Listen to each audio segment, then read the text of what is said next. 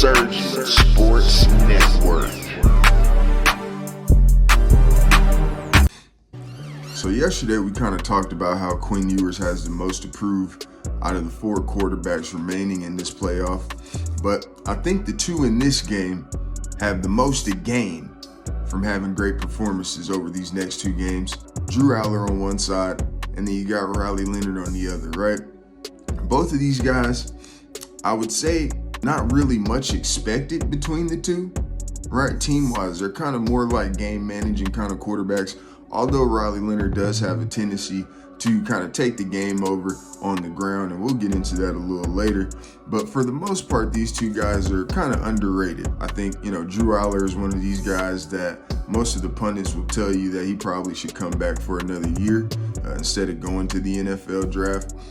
Riley Leonard's draft status is kind of non-existent, right? But again, if they can play at a higher level than what they're used to playing, or if they can kind of unlock some of that potential, then I believe that they can lead their team to a national championship berth, right? I think this game can kind of go a few different ways. Obviously, both of these teams want to run the ball. Both of these teams want to shorten the game. So I think for these defenses, that's going to be the main focus on both sides of the ball. Or both sides is going to be stopping the run game, especially on Notre Dame's side, right? If Penn State can run the ball all night, they will, right? I think if you get in a situation where Drew Aller gets up above, about 28, 30 passes, you may be in bad shape if in that situation. I think Penn State wants to keep his attempts down, between that 20 to 25 range, right? 25 being the absolute highest, right? They have a few different running backs they can go to within the offense, so I think they definitely want to keep the ball on the ground. And Drew Aller can obviously run it as well. He's got a lot of size, and Notre Dame wants to do the same thing, right? I don't think that Riley Leonard is a very good traditional drop back type of guy. Like I say, the same thing, right? If Riley Leonard gets in a situation where he's dropping back 30 times, I don't know how that scenario turns out for Notre Dame. I think they have a few athletes on the edge there, but again, this Penn State defense is different, and you definitely don't want to get in a situation where you got Abdul Carter pinning his ears back and coming multiple downs within a possession, right? You come in second, third down just knowing that you have to throw the ball. Those are the kind of scenarios that Notre Dame does not want to end up in. In previous games, you've seen Tyler Warren do it all. Seven catches, 5, 6, 7 catches, a couple rushes. He'll get in the wildcat, things like that. I think if the game gets close, Penn State will kind of defer to that, to letting Tyler Warren kind of take the game over. I don't think a lot of teams in the country, much less over at Notre Dame, have an answer for Tyler Warren.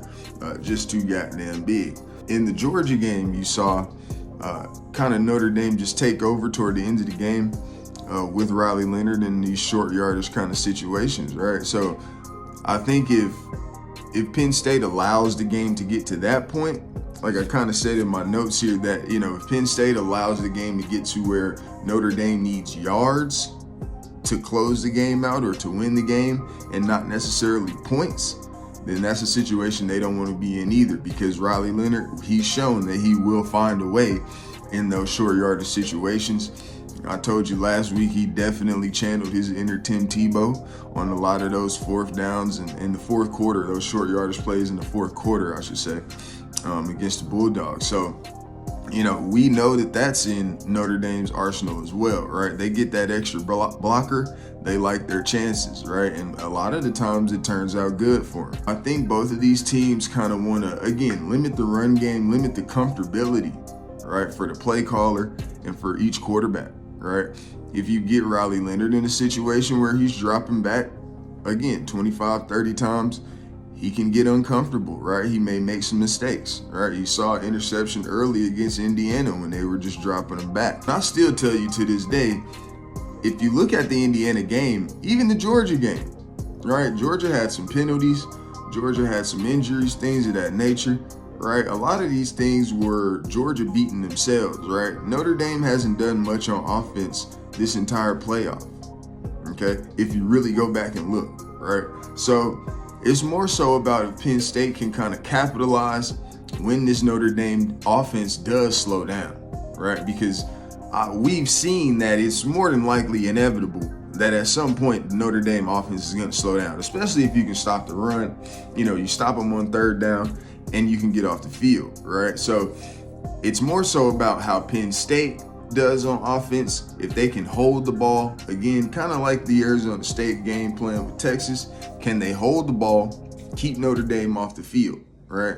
And again, just for both of these teams, it's about possessing the football and playing their style of play. For this defense, can you get this offense off of that, right? Can you get Notre Dame off of the run game, right? Can Notre Dame get Penn State off of the run game, right? I think the first team that's able to do that will have the advantage in this game 100%. Like I say, at that point, it's going to come down to your playmakers, right? Can Riley Leonard make plays in the pass game? Can Drew Aller make plays in the pass game? All right, we got to see that. So, I think that's what this game is going to come down to. Is a pretty simple game, to be honest with you. Obviously, a defensive matchup for sure. But realistically, you got two offenses that are, kind of sputtery at best, to be honest with you, right? So it's going to be more about who can overcome some of these things, who can make the plays when they're there to be made, right? Because again, there's going to be some, that's just the nature of the game, right? There are going to be plays to be made. We've seen Notre Dame and Penn State excel in other areas, right? Getting turnovers, special teams, things of that nature, right? So who can win those small battles, right? Who can win that special teams battle?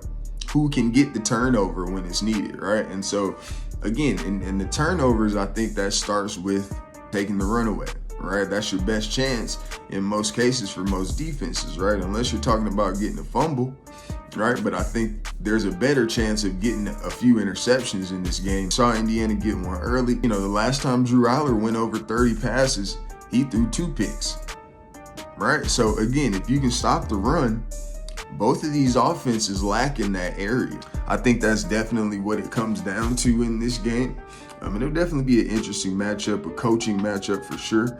I'm going to have to make some adjustments throughout the game. And again, just find ways to run that football, because that's what both of these teams want to do. So, again, we'll see, can Riley Leonard kind of pull out his Tim Tebow magic, or will they make him have to go to the air, right? And then we'll see, if Drew Aller is made to go to the air, can Drew Aller kind of unlock some of that potential, right? That some of the scouts see within him. But again, he's up and down, wishy-washy, so they want him to come back, for another year before going to the draft.